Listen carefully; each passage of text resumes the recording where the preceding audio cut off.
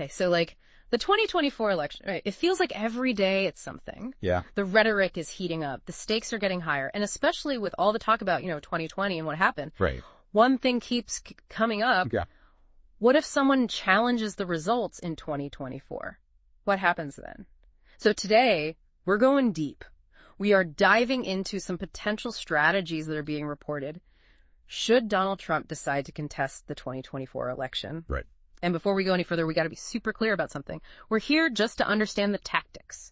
Absolutely. Not to take sides, just to lay it all out there. 100%. Understanding the potential scenarios, I think, is crucially important. Absolutely, especially given the current climate. Exactly.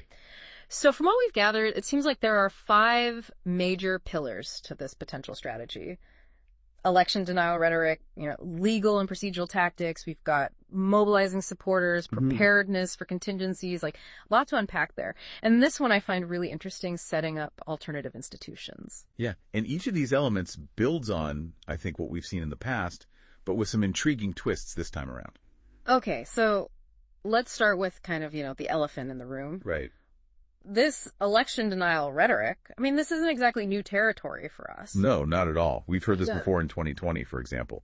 But what's striking this time around is the consistency and the intensity of the claims that are already being made. Mm-hmm. It's not just about potential irregularities. It's about sort of preemptively undermining trust in the entire system before a vote's even been cast. Right. And it's like he's already laying the groundwork for a challenge before a single vote is cast. And you mentioned the intensity. The source we have quotes him saying that if he loses, it'll be the last election for the country. That's a lot to process. It is. It's incredibly charged language. And, if we think back to 2020, this kind of rhetoric played a really major role in mobilizing his supporters, right? That's true. It really seemed to resonate with a lot of people. And speaking of mobilizing supporters, that's actually the next pillar in this strategy. So what's the game plan there? Is it more of the same or is it something different this time around? So it seems to be about maintaining a constant state of readiness, a perpetual campaign mode, if you will. Sources are pointing to more frequent rallies. We're seeing more targeted messaging through social media and email blasts that are going out to people, and a really heavy emphasis on getting people registered and getting them to the polls. So keeping the base kind of energized and ready to act, basically. Exactly. That makes sense. But what about the actual nuts and bolts of a potential challenge?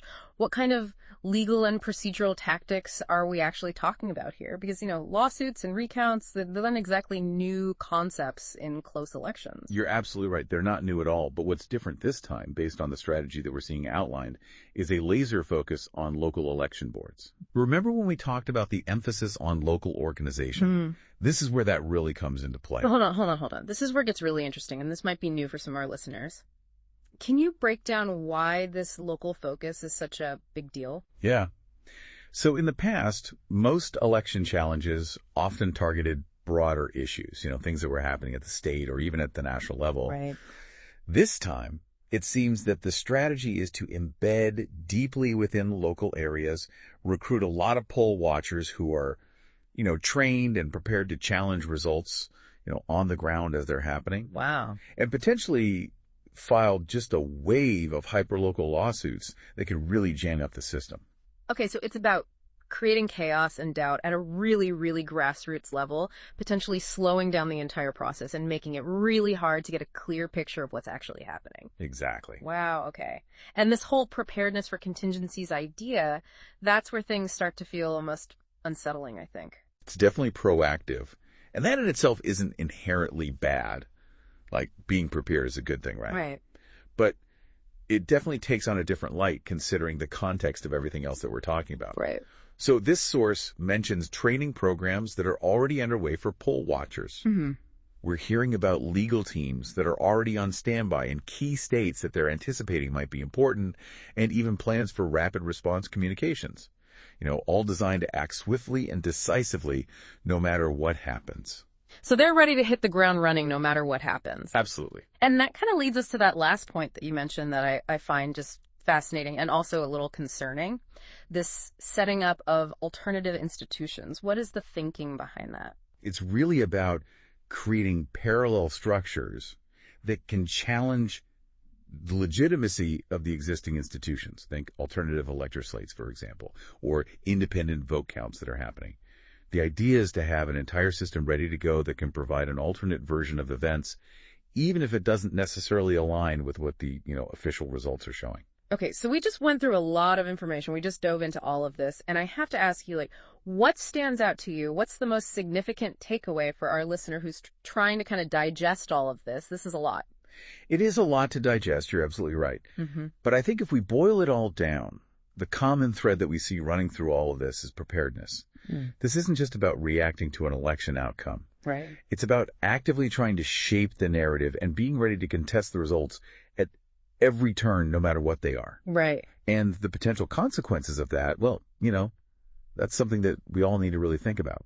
It really leaves you with a lot to ponder, and it makes you wonder, in a system that relies so much on, trust, a shared understanding of the rules. Right. How do you prepare for a scenario where those shared understandings might not exist? That's the million-dollar question, and I don't know that there are any easy answers, unfortunately. Right. I think just being aware of these potential strategies, understanding these tactics, and really just trying to engage in, thoughtful, informed conversations with people, those are good places to start. Well said.